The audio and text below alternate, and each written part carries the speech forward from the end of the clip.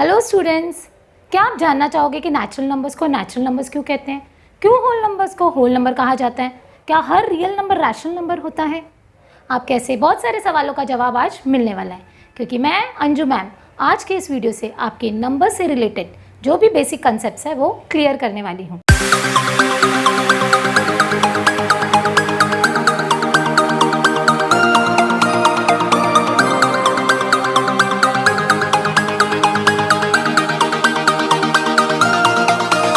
अगर मैं आपसे पूछती हूँ काउंटिंग स्टार्ट कीजिए, तो आप कहाँ से स्टार्ट करोगे? 1, 2, 3, 4, 5, 6, 7, 8, 9। तो इसका मतलब जब हम किसी से भी काउंटिंग पूछते हैं तो हर कोई काउंटिंग स्टार्ट करता है 1 से। तो इसका मतलब हुआ 1 हमारे अंदर से नेचुरली बाहर आता है। तो इसलिए वो सारे नंबर्स जो 1 से स्टार्ट होते हैं, जो कि काउंटिंग नंबर्स है, वही कहलाते हैं नेचुरल नंबर्स। तो नेचुरल नंबर्स को नेचुरल नंबर्स इसलिए कहा जाता है क्योंकि ये नेचुरली हमारे अंदर से आते हैं। तो इसको डिनोट किया जाता है लेटर N से। तो नेचुरल नंबर्स की सीरीज बन गई कुछ इस तरह से। तो अब हमारे पास हुए नंबर 1, 2, 3, 4, 5, 6, 7, 8 एंड 9। अब 9 के बाद आके जैसे कि काउंटिंग थम से गई हो, तो यहाँ होता है इंट्रोडक्शन 0 का, क्योंकि 9 का नेक्स्ट नंबर क्या होता है? 10, जिसमें आ गया 0। तो इसका मतलब क्या हुआ? 0 के आते ही काउंटिंग ने आगे बढ़ना शुरू किया और हमारी काउंटिंग कंप्लीट हो गई।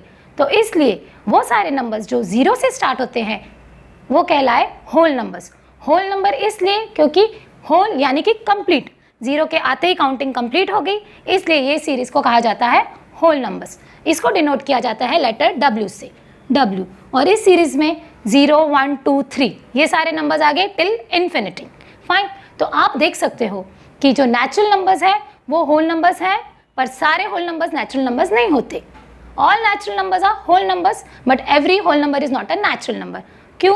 क्योंकि जो whole numbers में एक 0 आता है और natural numbers में 0 नहीं होता है। तो चलिए बढ़ते हैं इंटीजर्स की तरफ। मान लीजिए आपको किसी ने 5 रुपीज़ दिए, आपने लिख दिया 5 दिए, और आपसे किसी ने 5 लिए तो आपने लिख दिया 5 लिए।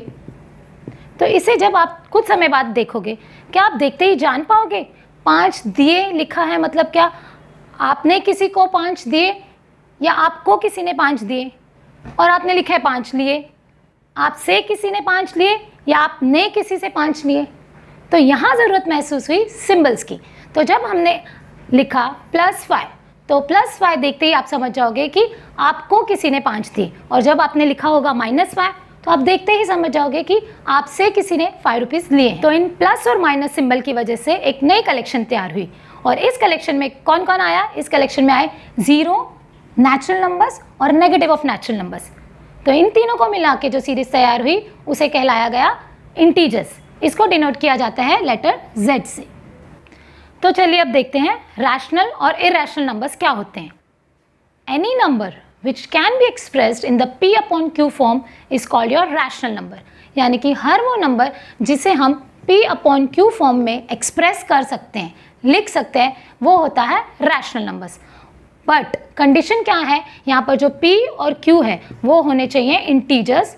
P and Q should be integers and Q cannot be 0। Fine. तो इसका मतलब क्या हुआ कि जो हर इंटीजर है वो तुम्हारा रैशनल नंबर हो सकता है। मान लीजिए मैंने लिखा 12, तो 12 को can I write as 12/1? Yes. तो ये P अपॉन Q फॉर्म में हो गया, और यहाँ पे 12 इंटीजर है, 1 भी इंटीजर है। तो इसका कहने का मतलब क्या हुआ कि जो तुम्हारा हर इंटीजर है वो भी रैशनल नंबर होता है। तो इज इट क्लियर कि every integer is a rational number? Fine. But all rational numbers are not integers. वो कैसे प्रूव हो सकता है? देखिए, रैशनल नंबर की डेफिनेशन के हिसाब से हर वो नंबर जिसे हम P अपॉन Q फॉर्म में लिख सकते हैं वो रैशनल नंबर होता है। तो मान लीजिए मैंने लिखा है 1/3, ये भी एक रैशनल नंबर है, पर इसका आंसर क्या आता है? अगर आप इसे डिवाइड करने जाओगे तो यू विल गेट 0.333। ये तो ख़त्म ही नहीं हो रहा है। तो ये एक टाइप का डेसिमल है जिसे कहते हैं नॉन टर्मिनेटिंग बट रिपीटिंग। तो जब डिवीजन करके आपको नॉन टर्मिनेटिंग और रिपीटिंग टाइप का डेसिमल मिलेगा, नंबर मिलेगा, तो वो भी तुम्हारा रैशनल नंबर होगा। फाइन। और कभी कभी जैसे मैंने किया 5/2, तो इसका आंसर क्या हुआ? 2 2s are 4, 2 5s are 10। तो in this case what type of decimal it is? It is actually a terminating decimal और ये कैसा था, ये नॉन टर्मिनेटिंग और रिपीटिंग था। तो डिवीजन P/Q वाले ही नंबर्स डिवीजन करने के बाद डेसिमल में भी आंसर दे रहे हैं। तो ये जो टर्मिनेटिंग और नॉन टर्मिनेटिंग टाइप का आंसर मिल रहा है, ये भी रैशनल नंबर्स है, पर ये तो इंटीजर नहीं है। तो that is why we can say कि every rational number is not an integer but every integer is a rational number. ये तो हो गया रैशनल नंबर्स की बात। अब इरैशनल क्या हुआ, हर वो नंबर जो वो रैशनल नहीं है वो होगा इरैशनल नंबर। इसकी कंडीशन क्या होती है ना, देखो हमने क्या देखा कि जब हम डिवाइड करते हैं या तो आपका डेसिमल टर्मिनेट हो जाता है या तो टर्मिनेट नहीं होता है।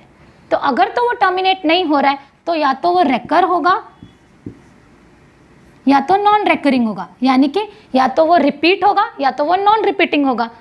मान लीजिए आपके पास एक नंबर है 3.1457621, रिपीट भी नहीं हो रहा है और आंसर टर्मिनेट भी नहीं हो रहा है। तो इस टाइप के नंबर्स जो होते हैं, जब हमें नॉन टर्मिनेटिंग और नॉन रिपीटिंग आंसर मिल रहा है तो वो नंबर्स होते हैं इरैशनल नंबर्स। और एक एग्जांपल ले लीजिए, आप सबने पाई तो सुना ही होगा।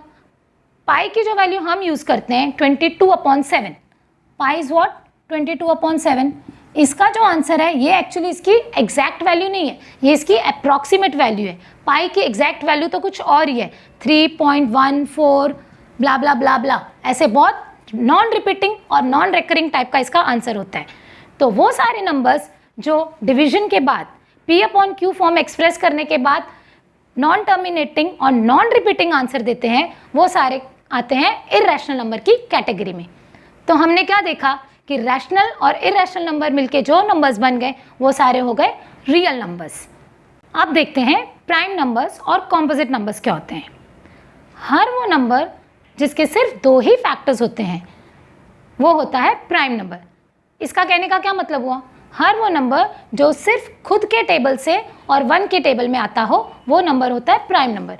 इसको हम एग्जाम्पल से क्लियर करते हैं। मान लीजिए मेरे पास नंबर है 3, तो 3 और किसी टेबल में आता है नहीं, 3 सिर्फ जाता है अपने खुद के टेबल में और 1 के टेबल में। उसी तरह से नंबर 5 पकड़ लीजिए, 5 को हम लिख सकते हैं 1 5 ज़ा 5 या 5 1 ज़ा 5। ओके, तो मीन्स 3 5 जैसे और भी कई सारे नंबर है, 7 के बाद आता है 11। तो ये सारे नंबर्स प्राइम नंबर्स की कैटेगरी में आते हैं। क्यों? क्योंकि इसके और कोई फैक्टर्स ही नहीं है, मतलब ये किसी और टेबल में जाते ही नहीं हैं। तो इसलिए ये सारे नंबर्स हो गए तुम्हारे प्राइम नंबर्स। तो प्राइम नंबर्स वो नंबर हुए जिनके सिर्फ दो ही फैक्टर्स होते हैं।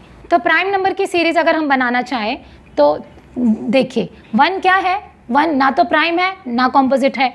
2 is the only even prime number because 2 एक ऐसा नंबर है जो है तो इवन लेकिन वो प्राइम कहा जाता है क्योंकि 2 तो किसी और टेबल में आता ही नहीं है। 2 को हम सिर्फ लिख सकते हैं 2 1 ज़ा 2 या 1 2 ज़ा 2, यानी कि 2 के भी दो ही फैक्टर्स हैं, एक वो 1 और एक 2 खुद। इसलिए 2 एक ऐसा नंबर है जो इवन प्राइम नंबर है। अब मान लीजिए हमारे पास 3 है, 3 5 7 ये सारे नंबर्स क्या हुए, ये भी कहलाए prime number.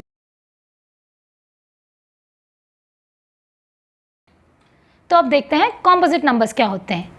Every number which has more than 2 factors, यानी कि हर वो नंबर जिसके 2 से ज़्यादा फैक्टर्स है। इसका कहने का क्या मतलब हुआ, हर वो नंबर जो 2 से ज़्यादा टेबल से डिविजिबल है वो होता है तुम्हारा कॉम्पोजिट नंबर। यानी कि every number which is not prime is your composite number. Let's take an example.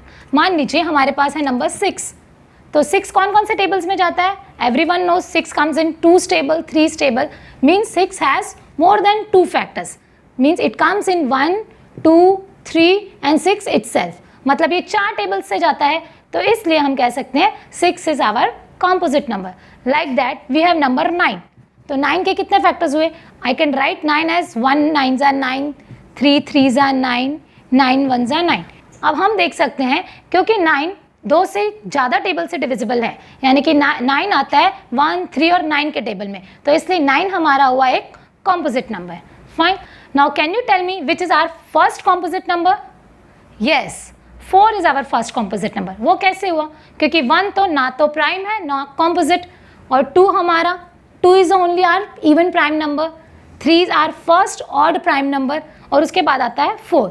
क्योंकि 4 के 2 से ज़्यादा फैक्टर्स है, यानी कि 4 ही पहला ऐसा नंबर है जिसके 2 से ज़्यादा फैक्टर्स है, इसलिए 4 कहा जाता है हमारा पहला composite number. 4 comes in 1, 2 and 4 itself, that is why 4 is our first composite number. तो चलिए अब देखते हैं इवन नंबर और ऑड नंबर क्या होते हैं। इवन मतलब कि हर वो नंबर जो 2 के टेबल से डिविजिबल है, यानी कि जिस नंबर को हम अगर 2 से डिवाइड करें और हमारा रिमाइंडर 0 आ रहा है तो वो कहा जाता है हमारा even number. Let's take an example. मान लीजिए हमारे पास नंबर है number 16। Is 16 a even number? Yes, it is, because when we divide 16 by 2, what will you get? Remainder, you will get remainder as 0. 2 8s are 16. That is why 16 is called our even number. That way हम find out कर सकते हैं कि हर वो number जो 2 के table से divisible है वो होगा इवन नंबर, और जो 2 के टेबल से डिविजिबल नहीं होगा वो होगा हमारा odd number. Let's take an example, number 15। तो जब हम नंबर 15 को 2 से डिवाइड करते हैं तो हमें मिलता है रिमाइंडर 1। क्योंकि रिमाइंडर 0 नहीं आ रहा तो इसलिए 15 हमारा क्या हो गया एक ऑड नंबर। अब तक इस वीडियो में हमने जो भी सीखा क्यों ना उसे समराइज किया जाए। Every natural number is a whole number, but all whole numbers are not natural. ये क्यों होता है? क्योंकि होल नंबर्स की सीरीज में आता है 0, 1, 2, 3 एंड सो ऑन, पर नेचुरल नंबर्स की सीरीज स्टार्ट होती है 1 से। तो क्योंकि 0 होल नंबर की सीरीज में सिर्फ है, इसलिए हम कह सकते हैं कि हर नेचुरल नंबर होल नंबर होता है, लेकिन हर होल नंबर नेचुरल नंबर नहीं होता है। फिर हमने क्या कंक्लूड किया? All integers are rational numbers. क्योंकि हर इंटीजर को हम P/Q फॉर्म में लिख सकते हैं, तो इसलिए वी कैन से कि all integers are rational numbers, but every rational number is not an integer. क्योंकि रैशनल नंबर्स में डेसिमल वाले नंबर्स भी आ जाते हैं, non recurring, recurring but terminating. तो इसलिए हम कह सकते हैं कि every rational number can not be integer, but all integers are rational numbers. फिर हमने क्या कंक्लूजन निकाला कि हर रैशनल नंबर हमारा रियल हो सकता है, पर हर रियल नंबर रैशनल नंबर नहीं हो सकता है। क्योंकि जो रियल नंबर्स है, जो रियल नंबर की दुनिया है, वो रैशनल और इरेशनल नंबर को दोनों को मिला के बनती है। तो इसलिए हम कह सकते हैं कि हर रैशनल नंबर रियल हो सकता है, पर हर रियल नंबर रैशनल नहीं हो सकता है, क्योंकि रियल नंबर में इरेशनल नंबर्स भी आ जाते हैं। उसके बाद हमने पढ़ा प्राइम और कॉम्पोजिट नंबर का concept. What we have concluded, 1 is neither prime nor composite, 2 is the only even prime number, 4 is our first composite number, और हम कह सकते हैं 3 is our first odd prime number। तो अगर आपको प्राइम नंबर और कॉम्पोजिट नंबर और डेसिमल के बारे में डिटेल में जानना है तो मैं अपने आने वाले वीडियोस में उसकी इन्फॉर्मेशन भी आपको देने वाली हूँ। तो इसलिए मेरे चैनल पर बने रहिए, इसे सब्सक्राइब कीजिए और ज़्यादा से ज़्यादा लोगों को शेयर कीजिए ताकि हर कोई इसका फ़ायदा उठा सके।